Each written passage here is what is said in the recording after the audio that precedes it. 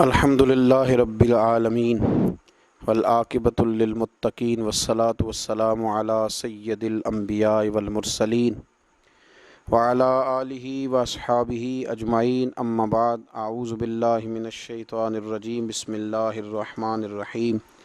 والسماء والطارق وما ادراک ما الطارق النجم الثاقب، صدق اللہ العظیم وصدق رسولہ النبی الکریم۔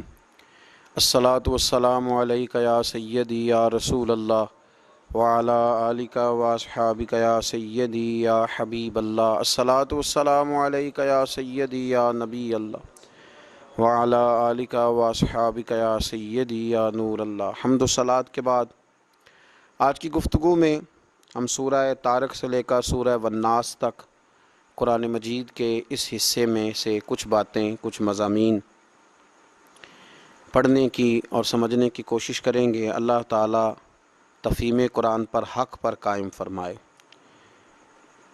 سورہ طارق میں انسان کو اس کے مادہ تخلیق اور کیفیت تخلیق کی جانب متوجہ فرمایا ہے، اور فرمایا جس دن چھپی باتیں ظاہر کر دی جائیں گی اس وقت اللہ کے سوا نہ کوئی مددگار ہوگا اور نہ کسی کے پاس طاقت ہوگی۔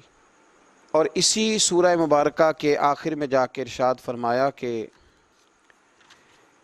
انہ لقول فصل وما ہوا بالہزل، فرمایا بے شک یہ قرآن قول فیصل ہے، وما ہوا بالہزل، یہ کوئی ہنسی مذاق نہیں ہے، ایسے نہیں ہے کہ تم دل بہلانے کے لیے اسے پڑھو۔ انہ لقول فصل، بے شک یہ قول فیصل ہے، قرآن ہی اصل قول فیصل ہے۔ اس سورہ مبارکہ کے اندر اس بات کو وضاحت کے ساتھ بیان کر دیا، ایک جملے نے بڑے پردے کھول دیے کہ قرآن قول فیصل ہے،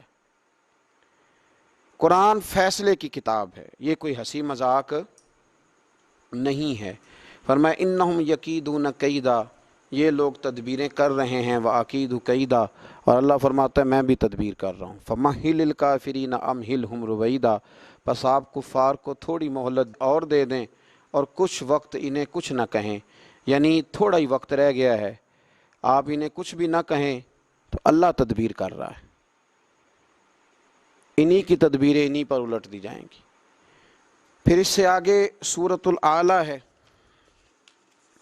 اس سورہ مبارکہ کے اندر اللہ تبارک و تعالیٰ نے اللہ تعالیٰ کی قدرت کاملہ اور بلندی کا ذکر فرمایا اور اس کی تسبیح کا حکم ارشاد فرمایا، اور آیت نمبر 6 میں فرمایا کہ ان قریب ہم آپ کو قرآن پڑھائیں گے تو آپ نہیں بھولیں گے۔ اس صورت کے آخر میں فرمایا جنہوں نے اپنا باطن صاف کر لیا اور اپنے رب کا نام لے کر پھر نماز پڑھی وہ کامیاب ہو گیا۔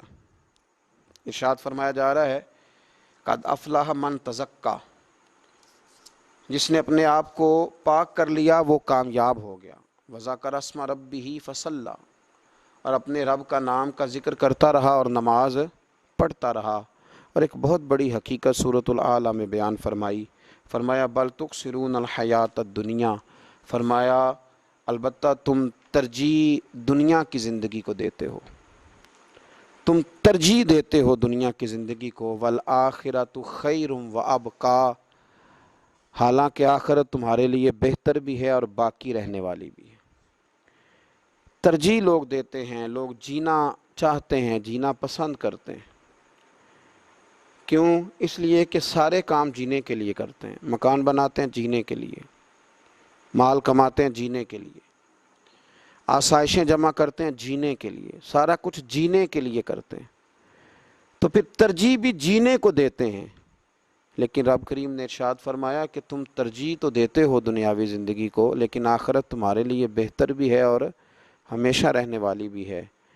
ہمارے نبی کریم صلی اللہ علیہ وسلم نے ہمیں یہ نہیں کہا تھا کہ تم دنیاوی زندگی کو ترجیحی بنیادوں پہ لینا، بلکہ ہمارے لیے تو ترجیحی بنیادیں آخرت کی ہیں۔ مصنف ابن ابی شیبہ میں حضرت علی المرتضیٰ شیر خدا کرم اللہ تعالی وجہہ الکریم کا وہ قول موجود ہے جہاں آپ نے فرمایا تھا کہ لوگ آخرت کے بیٹے بھی بنتے ہیں اور دنیا کے بیٹے بھی بنتے ہیں۔ فرمایا تم دنیا کے بیٹے نہ بننا، آخرت کے بیٹے بننا، اور فرمایا آج عمل ہے حساب نہیں، کل حساب ہوگا، عمل نہیں ہوگا۔ تو کبھی بھی دنیا کے بیٹے نہ بننا۔ اللہ تعالیٰ سمجھنے کی توفیق عطا فرمائے۔ اس سے ذرا جب ہم آگے بڑھتے ہیں تو پھر سورۃ الغاشیہ ہے۔ اس سورت کے شروع میں ان لوگوں کے انجام کا ذکر ہے جو آخرت میں عذاب سے دوچار ہوں گے۔ اس کے بعد ان خوش نصیب مومنوں کا ذکر ہے جنہیں اخروی نعمتوں سے سرفراز کیا جائے گا۔ پھر اللہ تعالیٰ کی شان تخلیق کا ذکر ہے۔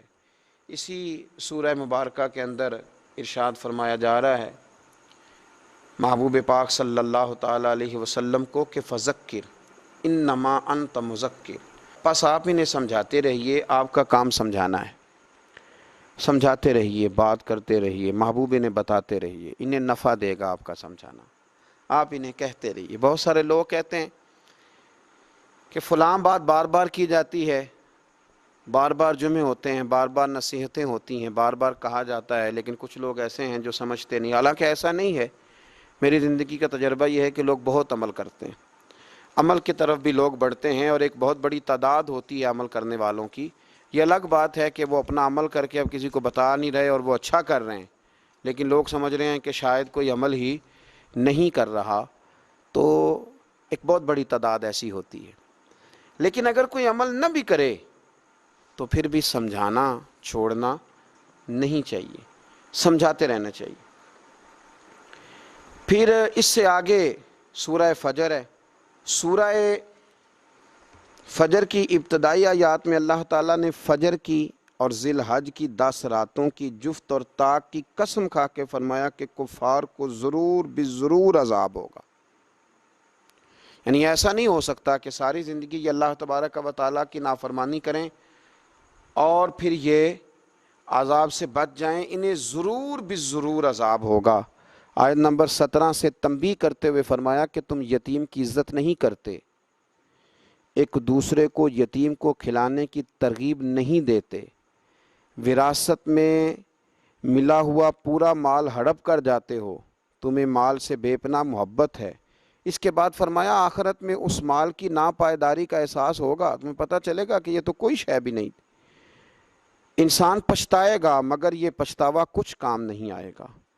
اور آخری آیت میں فرمایا کہ نفس مطمئنہ یعنی اعلیٰ درجے کے ایمان کے حاملین کے وفات کا وقت اعزاز و اکرام کے ساتھ ان کا استقبال کیا۔ ایتھا النفس المطمئنہ ارجعی الی ربک راضیۃ مرضیہ، اے نفس مطمئنہ لوٹ اپنے رب کی جانب، تو اس سے راضی ہے اور وہ تجھ سے راضی ہے۔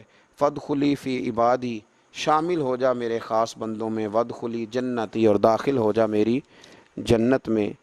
ان لوگوں کو اللہ پھر اس طرح کے انعام کے ساتھ نوازے گا اور پکارے گا۔ اس سے آگے پھر سورہ بلد ہے۔ ارشاد فرمایا لا اقسم بہذا البلد، اے محبوب مجھے شہر مکہ کی قسم، وانت حل بہذا البلد، اس حال میں کہ آپ اس شہر میں موجود ہیں۔ ہم اس شہر کی قسم اس لیے کھاتے ہیں کہ اے میرے پیارے حبیب صلی اللہ علیہ وسلم آپ اس شہر میں موجود ہیں۔ اس صورت میں نبی پاک علیہ السلام کی عظمت و جلالت کا بیان ہے۔ اس شہر کی قسم اس لیے کھائی گئی کہ آپ اس شہر میں مقیم ہیں۔ اس صورت میں فرمایا کہ ہم نے انسان کو دیکھنے کے لیے 2 آنکھیں، بولنے کے لیے 2 ہونٹ عطا کیے، اور نیکی اور بدی کا شعور عطا کیا۔ آگے اللہ نے نفس کی باطل خواہشات اور شیطانی ترغیبات کے خلاف جہاد کو مشکل ترین مرحلہ قرار دیا کہ یہ ایک مشکل ترین مرحلہ ہے۔ اللہ اکبر۔ اور اس دشوار گزار گھاٹی کو سر کرنے کا آسان رستہ یہ ہے کہ کسی مالی تاوان تلے دبے ہوئی گردن کو آزاد کرنا، بھوک میں مبتلا شخص کو کھانا کھلانا، ترجیحاً ایسے یتیم کو جو قرابت دار بھی ہو یا خاک افتادہ مسکین ہو، ایسے لوگوں کی خبرگیری کرنا اس جہاد میں کامیابی کی دلیل بھی بن سکتا ہے۔ اس سے آگے پھر سورہ شمس ہے۔ اس سورہ کے شروع میں تمہید کے طور پر اللہ تعالیٰ نے انسان کو نفس سمیت 7 چیزوں کی قسم کھائی ہے، اور بتایا کہ اللہ تعالیٰ نے ہر انسان کو نیکی اور بدی میں تمیز کے شعور کا الہام کر دیا۔ سو جس نے اپنے نفس کو پاک کر رکھا ہے وہ کامیاب ہوا، اور جس نے اپنے نفس کو گناہوں سے آلودہ کر لیا وہ ناکام ہوا۔ ارشاد فرمایا اسی سورہ مبارکہ کے اندر کہ قد افلح من زکاہا، وہ جس نے اپنے نفس کو پاک کر لیا وہ کامیاب ہو گیا، وقد خاب من دساہا، اور وہ نامراد ہوا جس نے اس کو خاک میں ملا دیا۔ اور آخر میں صالح علیہ السلام کی قوم کا اونٹنی کی کونچیں کاٹنے اور ان پر اللہ کے عذاب کا ذکر ہے۔ پھر اس سے آگے سورہ لیل ہے۔ اس سورہ مبارکہ کے شروع میں واللیل کا ذکر مذکور ہے، اس لیے اس کا نام سورہ واللیل رکھا گیا۔ اس صورت میں اللہ تعالیٰ نے فرمایا کہ انسان کی جد و جہد مختلف سمتوں میں جاری رہتی ہے۔ ایک طبقہ وہ ہے کہ اللہ کے عطا کردہ مال میں سے اس کی راہ میں خرچ کرتا ہے، تقوی پہ کاربند رہتا ہے اور نیک باتوں کی تصدیق کرتا ہے، تو ہم اس کے لیے آسانی یعنی جنت تک رسائی کی منزل آسان کر دیں گے۔ لیکن دوسرا طبقہ وہ ہے جو اللہ تعالیٰ کے دیے ہوئے مال میں سے بخل کی وجہ سے خرچ نہیں کرتا، اور وہ دولت کی فراوانی میں مست ہو کر اللہ سے بے پرواہ ہو جاتا ہے اور نیک باتوں کو جھٹلاتا ہے۔ اور ارشاد فرمایا کہ وہ چونکہ نیک باتوں کو جھٹلاتا ہے تو اس کے لیے ہم مشکل منزل یعنی دوزخ کا راستہ آسان کر دیں گے۔ جو نیک کام کرے گا اس کے لیے جنت کا راستہ آسان کر دیں گے، اور جو ہماری آیات کو جھٹلا دے گا پھر اس کے لیے جہنم کا راستہ آسان کر دیں گے۔ آخری آیات میں فرمایا کہ نار جہنم سے وہی شخص بچا رہے گا جو کسی کے احسان کا بدلہ چکانے کے لیے نہیں بلکہ اپنے رب اعلیٰ کی رضائی جوئی کے لیے، اپنے رب کو راضی کرنے کے لیے اپنا مال اس کی راہ میں خرچ کرے، تاکہ اس کا قلب بخل، حرص، ہوس اور دولت کی محبت کے غلبے سے پاک ہو۔ مفسرین کی ایک بہت بڑی جماعت نے لکھا یہ آیتیں تب نازل ہوئی تھی جب حضرت ابوبکر صدیق نے حضرت بلال حبشی کو آزاد کرایا تھا، کہ بغیر کسی احسان کے، ایسا نہیں کہ کوئی احسان تھا تو انہوں نے انہیں ان کے مالک سے آزاد کرایا، بلکہ اللہ کی رضا کے لیے آزاد کرایا۔ اللہ اکبر۔ اس سے آگے پھر سورۃ الضحیٰ ہے، سورۃ اللیل کے بعد سورۃ الضحیٰ ہے۔ یہ وہ سورہ مبارکہ ہے جو نبی پاک صلی اللہ تعالیٰ علیہ وسلم کی شانوں اور عظمتوں کو بیان کرتی ہے۔ ارشاد فرمایا والضحیٰ واللیل اذا سجا، قسم ہے روز روشن کی اور رات کی جب وہ سکون کے ساتھ چھا جائے۔ اس سے کچھ مفسرین نے یہ بھی بیان کیا ہے کہ والضحیٰ کا معنی محبوب آپ کے چہرہ نور کی قسم، واللیل اذا سجا، اور آپ کی زلف عنبری کی قسم جب وہ چہرہ نور کے گرد چھا جائیں۔ ما ودعک ربک وما قلی، آپ کے رب نے نہ آپ کو چھوڑا ہے اور نہ ہی وہ ناراض ہوا ہے۔ کچھ دنوں تک وحی نہیں آئی تھی تو کفار نے کہنا شروع کر دیا کہ معاذ اللہ، محمد ابن عبداللہ کے رب نے انہیں چھوڑ دیا ہے۔ تو رب کیا فرماتا ہے، ذرا انداز دیکھیے۔ ما ودعک ربک وما قلی، اے محبوب نہ آپ کے رب نے آپ کو چھوڑا ہے اور نہ ہی وہ ناراض ہوا ہے، بلکہ وللآخرۃ خیر لک من الاولی، محبوب آپ کی ہر آنے والی گھڑی پچھلی گھڑی سے بہتر ہوگی۔ آپ کو تو روز شان بڑھا کے دی جائے گی، آپ کے تو مرتبوں اور شانوں میں روز اضافہ ہوگا۔ آپ دیکھیں حضور کی امت بڑھتی جا رہی ہے، شانیں بڑھتی جا رہی ہیں، آج بھی کتابیں لکھی جا رہی ہیں، نعتیں پڑھی جا رہی ہیں، حضور کی عظمتوں میں روز بروز اضافہ ہوتا جا رہا ہے۔ اور فرمایا وَلَسَوْفَ يُعْتِيكَ رَبُّكَ فَتَرْضَىٰ، اللہ اکبر۔ فرمایا محبوب ان قریب آپ کا رب آپ کو اتنا دے گا کہ آپ اپنے رب سے راضی ہو جائیں گے۔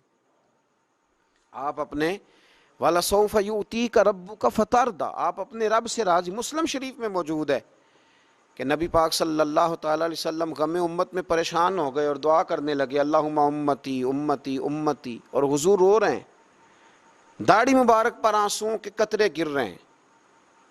رب کریم نے فرمایا جبریل جائیے نا اور میرے محبوب سے پوچھئے کہ محبوب کو کس چیز نے پریشان کیا، حالانکہ اللہ جانتا ہے، حالانکہ اللہ جانتا ہے۔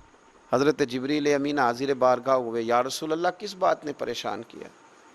جبریل میں غم امت میں پریشان ہوں۔ کہا محبوب سے کہہ دیجئے، اے جبریل محبوب کی بارگاہ میں کہہ دیجئے کہ وَلَسَوْفَ يُعْتِيكَ رَبُّكَ فَتَرْضَىٰ، آپ کا رب آپ کو اتنا دے گا کہ آپ راضی ہو جائیں گے۔ اب یہ آیت آئی تو نبی پاک نے کیا فرمایا؟ سید عالم صلی اللہ علیہ وسلم فرمانے لگے میں بھی اتنی دیر تک راضی نہیں ہوں گا جب تک میری ساری امت جنت میں داخل نہ ہو جائے۔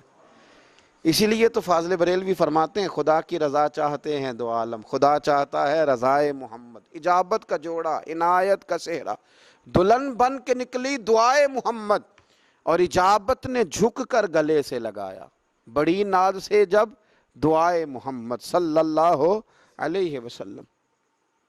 حضرت سیدنا امام زین العابدین رضی اللہ تعالیٰ عنہ ارشاد فرمایا کرتے تھے، آپ نے کسی سے پوچھا کہ قرآن مجید میں سب سے امید والی آیت کون سی ہے، تو اس نے کہا کہ یہ آیت امید والی ہے، لا تقنطوا من رحمت اللہ، اللہ فرماتا ہے میری رحمت سے نا امید نہ ہونا۔ تو امام زین العابدین فرمانے لگے تمہاری بھی بات ٹھیک ہے، لیکن اگر مجھ سے پوچھو تو سب سے امید والی آیت ہے وَلَسَوْفَ يُؤْتِيكَ رَبُّكَ فَتَرْضَىٰ، رب فرماتا ہے محبوب میں تمہیں اتنا دوں گا کہ تم اپنے رب سے راضی ہو جاؤ۔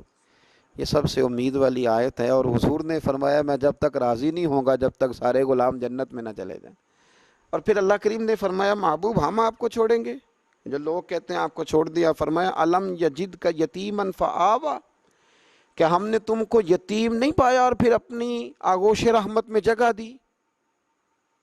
محبوب ہم نے آپ کو یتیم پایا تو پھر جگہ دی آغوش رحمت میں۔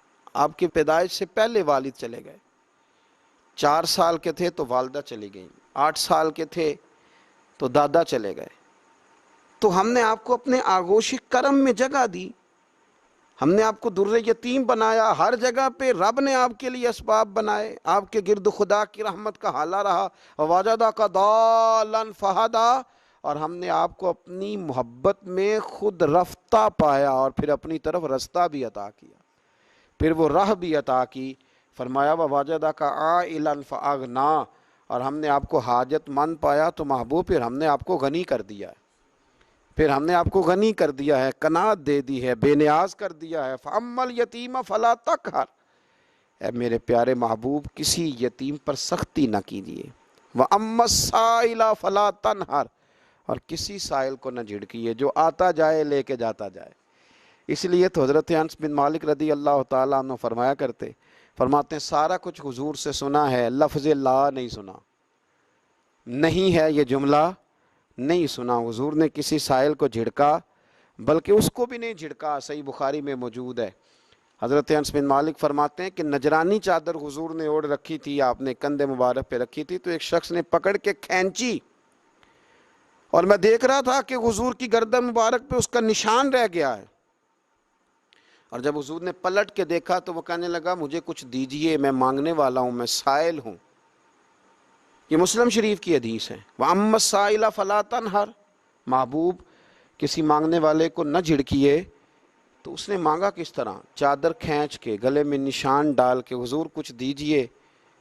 تو حضرت انس بن مالک رضی اللہ تعالیٰ عنہ فرماتے ہیں میں نے دیکھا کہ جب حضور نے اس کی طرف توجہ کی اور اس کی بات سنی تو حضور کے لبوں پہ مسکراہٹ تھی، اس نے چادر کھینچی ہے پھر بھی لبوں پہ مسکراہٹ تھی۔ فرمایا وَأَمَّا بِنِعْمَةِ رَبِّكَ فَحَدِّثْ، اور اے محبوب اپنے رب کی نعمتوں کا ذکر کیجئے، چرچا کیجئے۔ پھر میرے رسول نے چرچے کیے، فرمایا میں آدم کی ساری اولاد کا سردار ہوں، میں فخر کے طور پہ نہیں کہتا۔ فرمایا ساری دنیا قیامت میں میرے جھنڈے کے نیچے ہوگی پر میں فخر نہیں کرتا۔ پھر حضور نے اس آیت کے تحت فرمایا، اللہ کی نعمت کا ذکر کیا، فرمایا قیامت کے دن سب سے پہلے میں ہی سفارش کروں گا اور اللہ میری ہی سفارش قبول کرے گا، پر میں فخر کے طور پر نہیں کہتا۔ اور فرمایا الا وانا حبیب اللہ، خبردار ہو جاؤ میں ہی اللہ کا محبوب بن کے آیا۔ پھر حضور نے وہ ساری باتیں بیان فرمائی۔ اس سے آگے پھر سورہ الم نشرح ہے، فرمایا الم نشرح لک صدرک، اے محبوب کیا ہم نے آپ کی خاطر آپ کا سینہ کھول نہیں دیا، کشادہ نہیں کر دیا؟ وَوَضَعْنَا عَنْكَ وِزْرَكَ، اور ہم نے آپ کے سارے بوجھ اتار نہیں دیے؟ الَّذِي أَنْقَضَ ظَهْرَكَ، وہ جس نے آپ کو بوجھل کر دیا تھا، آپ کی پیٹھ مبارک کو، جو بہت زیادہ بوجھ تھے تبلیغ کے اور یہ اتنے کام، ان سب میں ہم نے آپ کی مدد نہیں کر دی۔ وَرَفَعْنَا لَكَ ذِكْرَكَ، اور ہم نے آپ کی خاطر آپ کے ذکر کو بلند نہیں کر دیا۔ وَرَفَعْنَا لَكَ ذِكْرَكَ، ہم نے آپ کی خاطر آپ کا ذکر بلند نہیں کر دیا۔ جب یہ آیت نازل ہوئی تو نبی پاک صلی اللہ علیہ وسلم نے فرمایا جبریل اللہ نے میرا ذکر کس طرح بلند کیا ہے؟ تو حضرت جبریل عرض کرنے لگے یا رسول اللہ رب فرماتا ہے جہاں جہاں میرا ذکر ہوگا وہاں وہاں آپ کا بھی ذکر کیا جائے گا۔ اس طرح اللہ نے اس سورہ مبارکہ کے اندر، اور پھر ارشاد فرمایا کہ فَإِنَّ مَعَ الْعُسْرِ يُسْرًا إِنَّ مَعَ الْعُسْرِ يُسْرًا، بے شک ہر مشکل کے ساتھ آسانی ہے، بے شک ہر مشکل کے ساتھ آسانی ہے۔ اس پر مفسرین نے لکھا ہے کہ معنی یہ بنتا ہے کہ اللہ ایک مشکل دے کے 2 آسانیاں عطا کرتا ہے۔ فرمایا فَإِذَا فَرَغْتَ فَانْصَبْ، جب آپ فرائض نبوت سے فارغ ہو جائیں تو پھر آپ حسب معمول ریاضت میں لگ جائیں، وَإِلَىٰ رَبِّكَ فَارْغَب، اور اپنے رب کی طرف راغب ہو جائیں۔ آگے سورہ والتین ہے، اس میں اللہ تعالیٰ نے والتین والزیتون وطور سینین فرمایا قسم ہے انجیر کی اور زیتون کی، اور قسم ہے طور سینا کی، وہذا البلد الامین، اور اس امن والے شہر کی، لقد خلقنا الانسان فی احسن تقویم، بے شک ہم نے انسان کو بہترین اعتدال پر پیدا کیا ہے، بڑا ہی سونا بنایا ہے۔ اتنی قسمیں کھا کے انسان تجھے بڑا ہی سونا بنایا ہے، احسن تک بہترین اعتدال پر، ثم رددناہ اسفل سافلین، پھر ہم نے لوٹا دیا اس کو پست ترین حالت کی طرف۔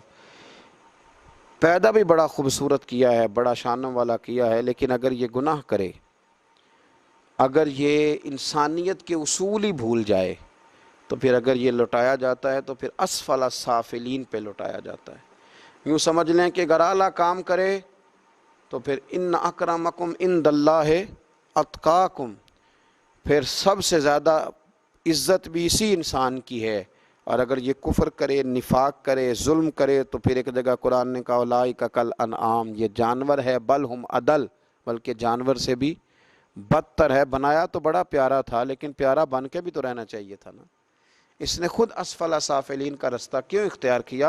الا الذین آمنوا وعملوا الصالحات، سوائے ان لوگوں کے جو ایمان لائے اور اچھے کام کیے، فرمایا ان کے لیے وہ اجر ہے جو کبھی ختم نہیں ہوگا۔ آگے بڑھتے ہیں، پھر آگے سورہ علق ہے، اقرأ بسم ربک الذی خلق، یہ وہ سورہ مبارک ہے جو سب سے پہلے غار حراء میں حضرت جبریل امین علیہ السلام لے کے آئے تھے۔ اس سورہ مبارکہ میں علم کا ذکر ہے اور کہا گیا ہے کہ پڑھیے اپنے رب کا نام لے کر۔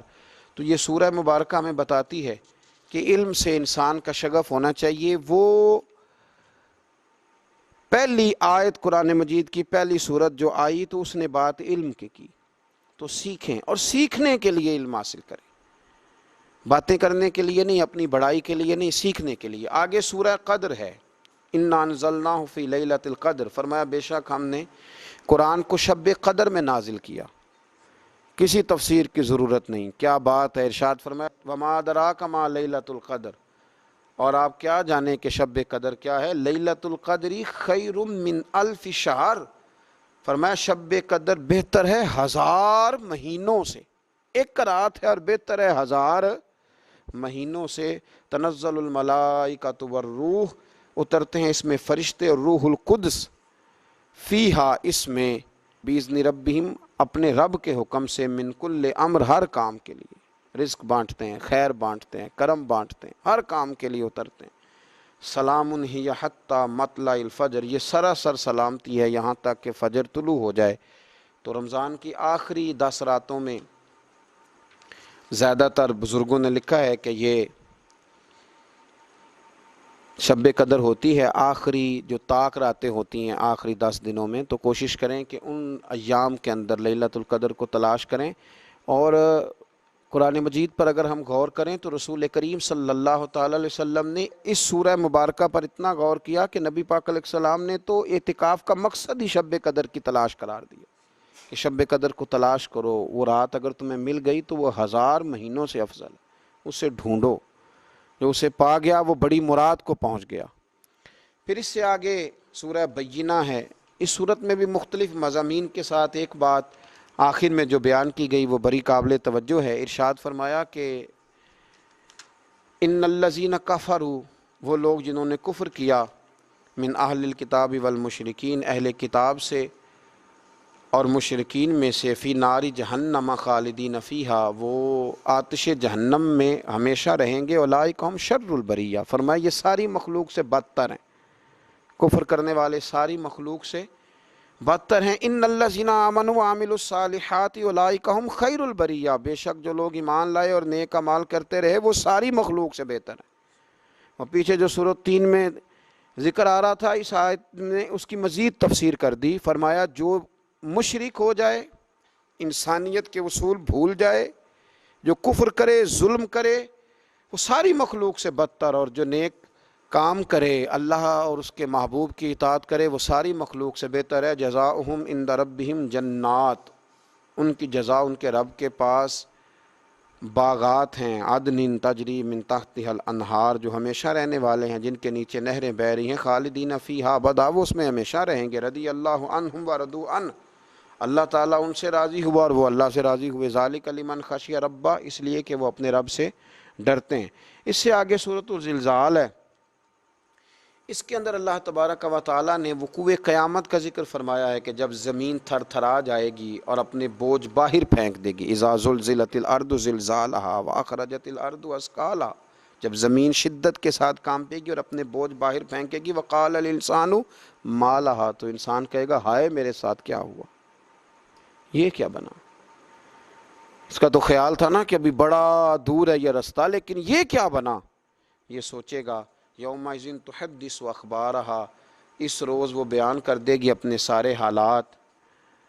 بِأَنَّ رَبَّكَ أَوْحَىٰ لَهَا، بے شک آپ کے رب نے اسے یہی حکم بھیجا ہے۔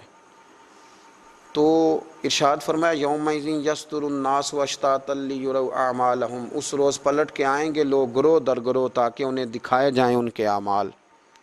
لوگ آئیں گے اور انہیں بتایا جائے گا یہ تمہارا نام اعمال پڑا ہے۔ فَمَن يَعْمَلْ مِثْقَالَ ذَرَّةٍ خَيْرًا يَرَهُ، جس نے ذرہ برابر نیکی کی ہوگی اسے بھی دیکھ لے گا، چھوٹی سی چھوٹی نیکی کا اجر ملے گا۔ وَمَن يَعْمَلْ مِثْقَالَ ذَرَّةٍ شَرًّا يَرَهُ، اور جس نے ذرہ برابر شر کیا ہوگا اسے بھی دیکھ لے گا۔ اس سے آگے سورۃ العادیات ہے، اس میں بھی اللہ تبارک و تعالیٰ نے کئی قسمیں اٹھا کے فرمایا ان الانسان لربہ لکنود، بے شک انسان اپنے رب کا بڑا ہی ناشکرا ہے، یہ بڑا ہی ناشکرا ہے۔ اور آخر میں ارشاد فرمایا کہ یہ بھی یاد رکھنا کہ افلا یعلم اذا بؤثر ما فی القبور، کیا وہ اس وقت کو نہیں جانتا جب نکال لیا جائے گا جو کچھ قبروں میں ہے، وحصل ما فی الصدور، اور ظاہر کر دیا جائے گا جو کچھ سینوں میں ہے۔ اس وقت کو تو یاد رکھ، قبروں سے بھی سارا کچھ باہر آ جائے گا، اور جو تم نے سینوں میں چھپایا ہوا تھا وہ بھی سارا کچھ باہر آ جائے گا۔ آگے پھر سورۃ القاریہ ہے، اس کے اندر بھی اللہ تبارک و تعالیٰ نے قیامت کا ہی تذکرہ ارشاد فرمایا۔ فَأَمَّا مَنْ ثَقُلَتْ مَوَازِينُهُ، پھر جس کی نیکیوں کے پلڑے بھاری ہوں گے، فَهُوَ فِي عِيشَةٍ رَاضِيَةٍ، تو وہ دل پسند مسرت میں ہوں گے، عیش میں ہوں گے۔ وَأَمَّا مَنْ خَفَّتْ مَوَازِينُهُ، تو جن کے نیکیوں کے پلڑے ہلکے ہوں گے، فَأُمُّهُ ہاویہ، ان کا ٹھکانہ ہاویہ ہے۔ وَمَا أَدْرَاكَ مَا ہِیَہ، تمہیں کیا پتا وہ ہاویہ کیا ہے، نارٌ حامیہ، وہ دہکتی ہوئی آگ ہے۔ پھر آگے سورہ تکاثر ہے، اس میں اللہ تعالیٰ نے انسان کی غفلت کا ذکر فرمایا ہے۔ فرمایا یہ اتنا غافل ہو جاتا ہے، الہاکم التکاثر حتی زرتم المقابر، کہ قبروں کا منہ دیکھ لیتا ہے، یعنی مرتے دم تک کمائی کرتا رہتا ہے، آخری وقت آ جاتا ہے لیکن یہ بات کو سمجھتا ہے نہیں۔ اور آخر میں فرمایا اسی صورت میں کہ ثم لتسألن یومئذ عن النعیم، پھر ضرور پوچھا جائے گا اس دن جملہ نعمتوں کے بارے میں۔ قیامت میں اللہ ایک ایک نعمت کے بارے میں تم سے سوال کرے گا، تمہیں پوچھنا ہے۔ اس لیے انسان کو ہمیشہ ہر وقت نئی سے نئی چیز طلب کرنے کی دوڑ میں ہی لگے نہیں رہنا چاہیے، پچھلی نعمتوں کا شکر بھی ادا کرنا چاہیے۔ آگے سورہ عصر ہے، اور اس مختصر ترین صورت میں اللہ تبارک و تعالیٰ نے بہت بڑا مضمون سمیٹ دیا۔ فرمایا والعصر، محبوب آپ کے زمانے کی قسم، ان الانسان لفی خسر، بے شک انسان نقصان میں ہے، الا الذین آمنوا، سوائے ان لوگوں کے جو ایمان لائے، وعملوا الصالحات، اور نیک اعمال کیے، وتواصوا بالحق وتواصوا بالصبر، پھر ایک دوسرے کو حق کی تلقین بھی کرتے رہے اور اس رستے میں آنے والی مشکلات پر صبر کی تلقین بھی کرتے رہے۔ صحابہ جب ایک دوسرے سے ملتے تھے تو سورہ عصر کی تلاوت کرتے تھے۔ اس میں دین کا پورا اسلوب بیان کیا گیا، ایک تو ایمان لاؤ، دوسرا نیک اعمال کرو، تیسرا پھر حق بات کی تبلیغ کرو، یعنی دین کی اشاعت میں حصہ لو، اور چوتھا جب تم یہ کام کرو گے تو پھر مشکل بھی آئے گی تو اس مشکل پر صبر کرو۔ تو یہ صورت جامع ہے اور مختصر ترین الفاظ کے اندر بہت بڑا پیغام ہمیں دیتی ہے۔ آگے پھر سورۃ الہمزہ ہے، اس کے اندر بھی اللہ تبارک و تعالیٰ نے مال گن گن کے رکھنے والے اور جمع کرنے والے لوگوں کی برائی بیان کی ہے، اور ان سے کہا ہے کہ بچو بھڑکتی ہوئی آگ تھے، التی تطلی علی الافئدہ، جو دلوں تک پہنچ جائے گی۔ جو قیامت میں تمہاری روحوں کو جس سے تکلیف پہنچے گی اس سے۔ آگے سورۃ الفیل ہے۔ سورہ فیل کے اندر نبی پاک علیہ السلام کی ولادت سے پہلے ایک شخص تھا ابرہہ، جو اپنا لشکر لے کے آیا تھا معاذ اللہ کعبے کو گرانے کے لیے۔ تو بڑے بڑے ہاتھی اس کے ساتھ تھے، تو اللہ تعالیٰ نے چھوٹے چھوٹے ابابیل بھیجے، ان کے منہوں میں کنکر تھے، انہوں نے وہ کنکر برسائے تو وہ ہاتھی مر گئے۔ اس صورت میں اس کا ذکر ہے، الم تر کیف فعل ربک باصحاب الفیل، کیا آپ نے ملاحظہ نہیں کیا کہ آپ کے رب نے ہاتھی والوں کے ساتھ کیا سلوک کیا۔ آگے پھر سورہ قریش ہے۔ اللہ تعالیٰ نے سورہ مبارکہ کے اندر اہل قریش کو تنبیہ کی ہے کہ اللہ نے تمہیں بڑے بڑے تجارت کے موقع دیے، تمہارے لیے بڑی آسانیاں کی ہیں، الفت پیدا کی ہے، تو اب تم بھی اس طرح کرو کہ فَلْيَعْبُدُوا رَبَّ هَٰذَا الْبَيْتِ، اس گھر کے خانہ کعبہ کے رب کی عبادت کرو، یہ جو گھر ہے اس کا جو رب ہے، پھر تم بھی اس کی عبادت کرو، تمہیں اللہ نے بڑا نوازا ہے۔ الَّذِي أَطْعَمَهُم مِّن جُوع، جس نے رزق دیا ہے اور فاقے سے نجات دی ہے، وَآمَنَهُم مِّن خَوْفٍ، اور تمہیں فتنے اور خوف سے امن دیا ہے، تو تم بھی اب عبادت کرو نا۔ بہت سارے لوگ ہیں جو نعمتیں لیتے جاتے ہیں پر عبادت پر توجہ نہیں کرتے۔ میرے نبی پاک صلی اللہ علیہ وسلم نے فرمایا تم اللہ کے تھوڑے رزق پہ راضی ہو جاؤ، وہ بھی تمہاری تھوڑی عبادت پہ راضی ہو جائے۔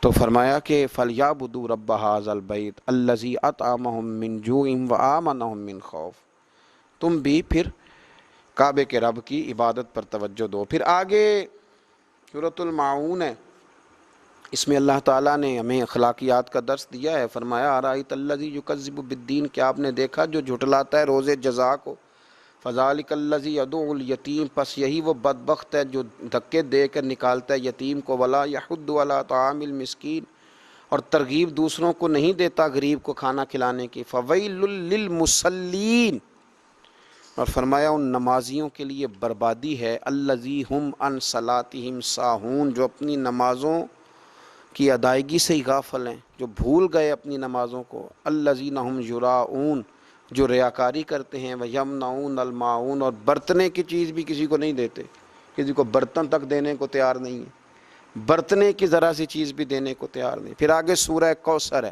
پھر میرے رسول پاک کی شانوں کا ذکر فرمایا، پھر حضور کی عظمتوں کا بیان۔ نبی پاک علیہ السلام کے جب صاحبزادے کا وصال ہو گیا تو کچھ لوگوں نے کہا کہ کوئی نہیں، معاذ اللہ یہ تھوڑی دیر کی بات ہے، ان کا تو بیٹا ہی کوئی نہیں، تو نام آگے کیسے چلے گا، یہ تو معاذ اللہ ابتر ہیں، نسل ختم ہو گئی۔ تو اللہ کریم نے فرمایا محبوب انا اعطیناک الکوثر، بے شک ہم نے آپ کو خیر کثیر عطا فرمائی۔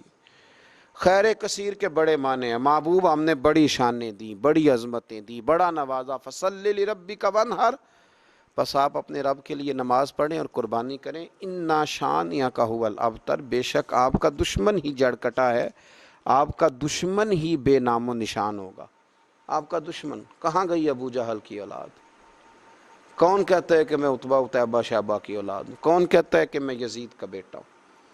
دشمن ہی جڑ کٹا ہے۔ آگے سورۃ الکافرون ہے۔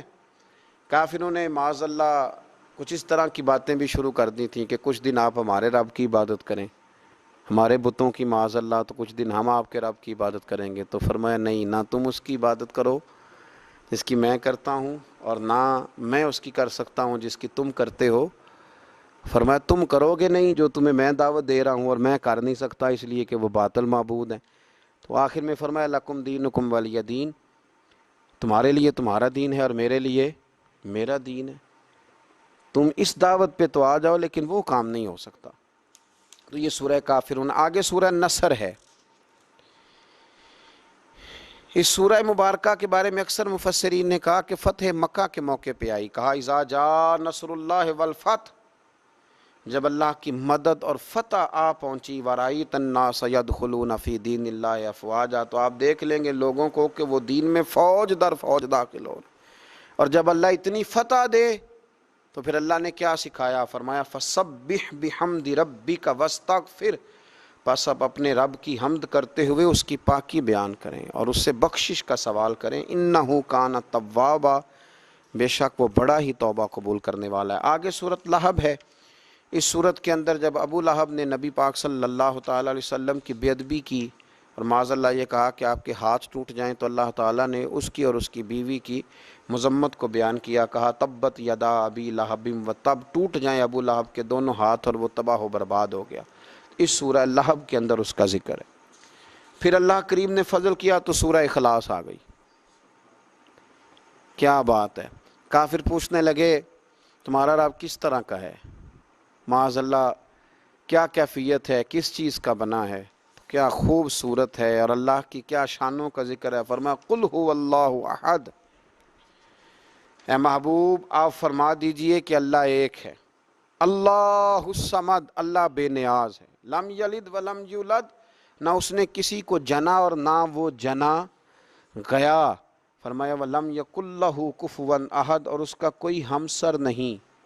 میں ترجمہ کروں تو یوں کروں گا کہ اس جیسا ہے ہی کوئی نہیں، اس جیسا اس کا کوئی ہمسر نہیں، کوئی ہم پایا نہیں۔ ایک صحابی کے مقتدیوں نے، وہ امام بھی تھے، تو ان کے مقتدیوں نے شکایت کی کہ ہر رکعت میں سورۃ اخلاص کی تلاوت کرتے ہیں۔ نبی پاک صلی اللہ علیہ وسلم نے ان سے پوچھا کہ کیوں تم ہر رکعت میں یہی پڑھتے ہو؟ کہنے لگے یا رسول اللہ مجھے اس سے محبت ہی بڑی ہے۔ فرمایا سورۃ اخلاص سے پیار کرتے ہو؟ حضور بڑا؟ فرمایا پھر یہ تمہیں جنت میں لے جائے گی ساتھ۔ اور فرمایا جو اس سورہ مبارکہ کو 3 دفعہ پڑھے گا اللہ پورا قرآن پاک پڑھنے کا ثواب عطا فرمائے۔ قل هو اللہ احد، اے محبوب کہہ دو کہ اللہ ایک ہے، اللہ الصمد، اللہ بے نیاز ہے، لم یلد ولم یولد، نہ اس نے کسی کو جنا اور نہ وہ جنا گیا، وَلَمْ يَكُنْ لَهُ كُفُوًا أَحَدٌ، اور اس کا کوئی ہمسر نہیں۔ آگے سورہ فلق اور ناس ہیں۔ اکثر مفسرین نے لکھا یہ دونوں صورتیں اکٹھی نازل ہوئیں۔ ہر جادو سے، ہر شر سے، ہر چیز سے بچنے کے لیے ان دونوں صورتوں کا ہمیشہ وظیفہ کرنا چاہیے۔ سیدہ عائشہ صدیقہ رضی اللہ تعالیٰ عنہ فرماتی ہیں نبی پاک صلی اللہ علیہ وسلم سورۃ اخلاص، سورہ فلق اور سورہ ناس یہ رات کو پڑھ کے اپنے ہاتھوں پہ پھونک لیتے تھے، اور پھر جہاں جہاں تک دست مبارک پہنچتے تھے وہاں وہاں تک حضور پھیرتے تھے جسم میں۔ حضور کے تو دست مبارک ہر جگہ پہنچتے تھے، لیکن ہمارے لیے بتایا کہ جہاں جہاں پہنچ سکتے ہیں وہاں وہاں حضور پھیرتے تھے۔ اور بچوں پر بھی پڑھ کے دم کرنے کے لیے روایات موجود ہیں، سورہ فلق اور سورہ ناس۔ تو بڑی خوبصورت صورتیں ہیں، ان کو یاد کرنا چاہیے، ہر وقت ان کی تلاوت کرتے رہنا چاہیے۔ اللہ تعالیٰ سمجھنے کی توفیق عطا فرمائے۔ اللہ کریم نے سورہ فلق کے اندر ارشاد فرمایا قل اعوذ برب الفلق، آپ عرض کیجئے کہ میں پناہ لیتا ہوں صبح کے پروردگار کی، من شر ما خلق، ہر اس چیز کے شر سے جسے اس نے پیدا کیا ہے۔ اللہ کی پیدا کی ہوئی چیزوں کے شر سے میں اللہ کی پناہ لیتا ہوں۔ ومن شر غاسق اذا وقب، اور رات کی تاریکی کے شر سے جب وہ چھا جائے۔ زیادہ شر رات کو پھیلتا ہے، زیادہ گناہ رات کو ہوتے ہیں۔ رات کی تاریکی کے شر سے جب وہ پھیل جائے۔ ومن شر النفاثات فی العقد، اور ان کے شر سے جو پھونکے مارتی ہیں گرہوں پر۔ جب جادو کرتے تھے نا دور جاہلیت میں لوگ، تو وہ گرہ لگا کے اس میں پھونکتے تھے، فرمایا ان کے شر سے بھی پناہ مانگتے ہیں۔ ومن شر حاسد اذا حسد، اور حسد کرنے والوں کے شر سے جب وہ حسد کرے۔ جو لوگ یہ پڑھتے ہیں تو جو بھی جادو ٹونا کریں گے وہ سب انشاءاللہ تعالی دور ہو جائے گا۔ پھر آگے ارشاد فرمایا قل اعوذ برب الناس، اے حبیب عرض کیجئے میں پناہ لیتا ہوں سب انسانوں کے پروردگار کی، مالک الناس، سب انسانوں کے بادشاہ کی، الہ الناس، سب انسانوں کے معبود کی، من شر الوسواس الخناس، بار بار وسوسہ ڈالنے والے، بار بار پسپا ہونے والے کے شر سے، جو بار بار پیچھے پسپا کیا جاتا ہے، شیطان بھگایا جاتا ہے، پھر پسپا ہو کے پھر آتا ہے، پھر حملہ کرتا ہے۔ الذی یوسوس فی صدور الناس، وہ جو وسوسے ڈالتا رہتا ہے لوگوں کے دلوں میں، من الجنۃ والناس، خواہ وہ جنات میں سے ہو یا انسانوں میں سے ہو۔ صدق اللہ العظیم، صدق اللہ العظیم، صدق اللہ العظیم۔ بے شک رب کریم نے جو کہا وہ سچ فرمایا، حق فرمایا۔ بے شک قرآن راہ ہدایت ہے، بے شک قرآن ہی سے قیامت تک ہدایت ملے گی، بے شک قرآن ہی ہدایت کا واجب سرچشمہ ہے، بے شک قرآن ہی کے ذریعے اللہ قوموں کو عروج دے گا، بے شک قرآن کو چھوڑ کر ہی لوگ زوال پذیر ہوں گے، بے شک قرآن ہی قول فیصل ہے، بے شک قرآن ہی سچی کتاب ہے، بے شک قرآن ہی ہدایت کا اصل سرچشمہ ہے۔ اللہ ہمیں قرآن کے سمجھنے میں خطاؤں سے محفوظ کرے، قرآن مجید کو پڑھنے میں سننے میں جہاں ہم نے غلطیاں کی اللہ ہم سے درگزر فرمائے، اللہ تعالیٰ اسے ہم سے قبول فرمائے، اللہ کریم اس کے ذریعے امت مسلمہ کو عروج عطا فرمائے، اللہ ہمیں ہماری آنے والی نسلوں کو قیامت تک پوری دنیا کے مسلمانوں کو قرآن سے وابستہ رکھے۔ آخر دعوانا ان الحمد للہ رب العالمین۔